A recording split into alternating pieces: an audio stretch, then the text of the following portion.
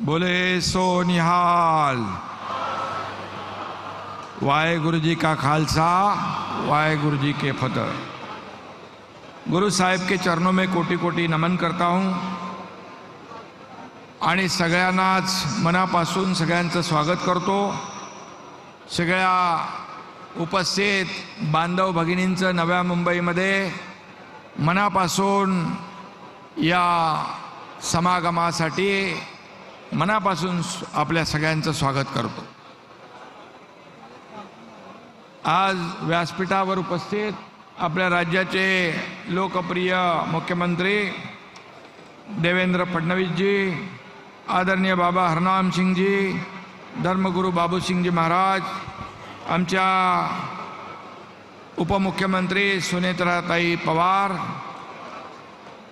महंत रघुमुनी जी, मंत्री गिरीश महाजन जी, गणेश नायक जी, संजय राठौड़ जी, आशीष शिलार जी, मंगल प्रभात लोढ़ा जी, रविंद्र चौहान, प्रदेशाध्यक्ष माधुरीताई मिसाळ, प्रशांत ठाकुर, महेश बालदी, मंदाताई म्हात्रे, कुमार ऐलानी, विक्रांत पाटील, नवनीत राणा, रितू तावडे, आपल्या मुंबईच्या महापौर, सर्व संत महंत, सर्व लोकप्रतिनिधी आणि प्रशासकीय अधिकारी, सर्व समाज बांधव भगिनी, सगळ्यांचंच मनापासून या ठिकाणी पुन्हा एकदा स्वागत।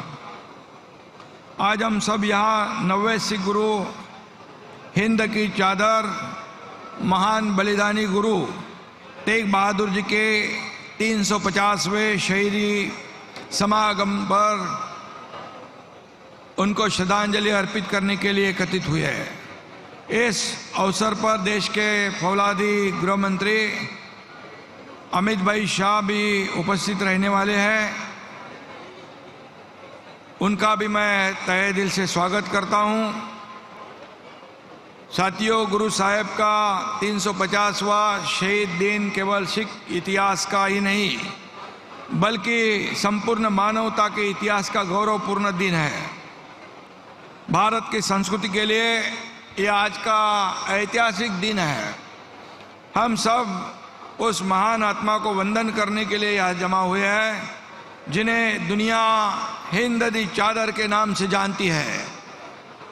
यह उपाधि उस महान बलिदान का प्रतीक है जिन्होंने भारत की आत्मा को बचाया है।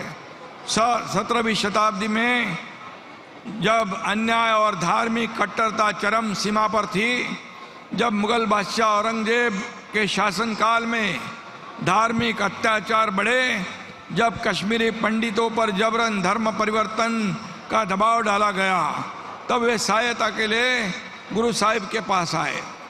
उस समय गुरु तेग बहादुर जी ने मानवाधिकार और धार्मिक स्वतंत्रता की रक्षा के लिए अपना सर्वोच्च बलिदान देने का निश्चय किया। उन्होंने औरंगजेब की क्रूर सत्ता को चुनौती दी। उस समय उन्होंने जो निर्णय लिया वह इतिहास में अमर हो गया। उनके पास न कोई सेना थी, न कोई ताज था, न कोई खजाना था, फिर भी उनके पास एक चीज थी, वो थी अटूट साहस, अटल सत्य और असीम करुणा। उन्होंने कहा था, मैं न अपना धर्म छोड़ सकता हूँ, न किसी को अपना धर्म छोड़ने दूंगा। शीश कटा सकते हैं लेकिन शीश झुका सकते नहीं। ऐसे उन्होंने उस वक्त जो काम किया है उसे सभी के लिए ये गौरव की बात है। और उन्होंने कहा, मैं हिंदुस्तान की रक्षा करने के लिए आया हूँ।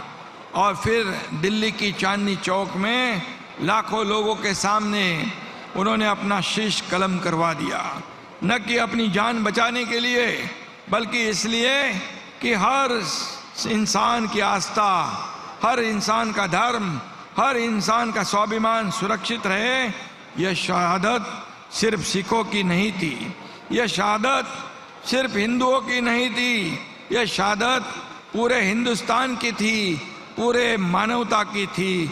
इसलिए उन्हें हिंद की चादर कहा गया। ये हमारे लिए बहुत ही बड़ी गर्व की बात है। और आज हम देखते हैं कि छोटी छोटी बातों पर लड़ाई झगड़े होते हैं। जब हम आपस में बट जाते हैं तब गुरु तेग बहादुर जी की हमें याद आती है। सच्चा धर्म वही है जो दूसरों के धर्म का सम्मान करता है, दूसरों के धर्म की रक्षा करता है। सच्ची बहादुरी वही है जो बिना स्वार्थ दूसरों की रक्षा करता है। एक प्रेरणादायी प्रसंग आप सबको पता होगा। गुरुजी तेग बहादुर जी जब असम और बंगाल की यात्रा पर निकले थे, वह स्थानीय राजा और जमींदारों द्वारा लोगों पर अत्याचार हो रहे थे, जुल्म हो रहे थे।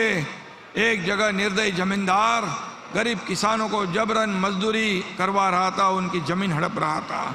गुरु तेग बहादुर जी ने बिना किसी हथियार के, सिर्फ सत्य और शांति के बल पर उस जमींदार के सामने खड़े होकर कहा, अन्याय किसी के साथ नहीं सहा जाएगा। उनके शब्दों और व्यक्तित्व में इतनी ताकत थी कि वह जमींदार झुक गया, लोगों को उनकी जमीन वापस मिल गई, अत्याचार बंद हुए। यही ताकत गुरु तेग बहादुर सिंह जी के वाणी में थी। यह प्रसंग बताता है कि सच्ची ताकत बंदूक में नहीं बल्कि सत्य और न्याय की आवाज में होती है। गुरु तेग बहादुर जी ने साबित किया कि एक अकेला इंसान भी अगर सत्य पर अड़िग हो तो सब अन्याय को, पूरे अत्याचार को रोक सकता है। गुरु तेग बहादुर जी के इस विचारों को जन जन तक पहुंचाने के लिए हमारी महायुति सरकार पूरे प्रतिबद्ध है। सरकार ने ऐसे डिजिटल कई रथ गांव-गांव में जाकर जन जागरण करेंगे। हमारे गुरु तेग बहादुर जी का जो काम है उसको पूरे दुनिया में, हमारे महाराष्ट्र में जन जन तक पहुंचाएंगे। इस अभियान के माध्यम से हम सिंधी, बंजारा, वाल्मीकि, लबाना और शिकलगार जैसे कई अन्य भी समाज को एक सूत्र में पिरोने का काम कर रहे हैं। और इसलिए भाई और बहनों, महाराष्ट्र और पंजाब का गहरा रिश्ता है। नांदेड़ की धरती को सिखों के 10वें गुरु गोविंद सिंह जी ने अपनी कर्म भूमि बनाया है। इस पवित्र स्थान पर उन्होंने सिख पंथ को आदेश दिया था, सब सिक्कन को हुक्म है, गुरु मान्यो ग्रंथ, गुरु मान्यो ग्रंथ। यह रिश्ता सिर्फ गुरु गोविंद सिंह जी की तक सीमित नहीं है। महाराष्ट्र के संत नामदेव महाराज ने भागवत धर्म की पताका पंजाब तक फहराई। हमारे सिख भाइयों के साथ तो हमारे बाला साहब जी का रिश्ता बहुत पुराना है। 1984 में तत्कालीन प्रधानमंत्री श्रीमती इंदिरा गांधी जी की हत्या के बाद देश के विभिन्न हिस्सों में सिख विरोधी दंगे भड़के थे। उस समय हिंदू हृदय सम्राट बाला साहेब ठाकरे जी ने सिख समुदाय की रक्षा के लिए शिवसेना कार्यकर्ताओं को मुंबई के सड़कों पर तैनात किया था। ये सभी लोगों को पता है। घुमान से भी हमारी व्यक्तिगत यादें जुड़ी हुई है। मैं खुद को बहुत भाग्यशाली समझता हूँ। कुछ महीने पहले मुझे पंजाब में घुमान जाने का अवसर मिला, जहाँ संत नामदेव जी ने अपना जीवन के 20 साल वहाँ बिताए। वह संत नामदेव जी के 755वें प्रकाशोत्सव के मौके पर मुझे संत नामदेव महाराष्ट्र सदन का भूमि पूजन करने का सौभाग्य मिला। वहाँ के ग्रामवासियों ने मुझे बाबा नामदेव महाराज का सम्मान पुरस्कार देकर जो प्यार दिया, उसे मैं कभी भूल नहीं सकता हूँ। महाराष्ट्र सरकार घुमान को देश के पर्यटन के नक्शे पर लाने के लिए सारी कोशिश करेंगे। यह हमारी श्रद्धा है।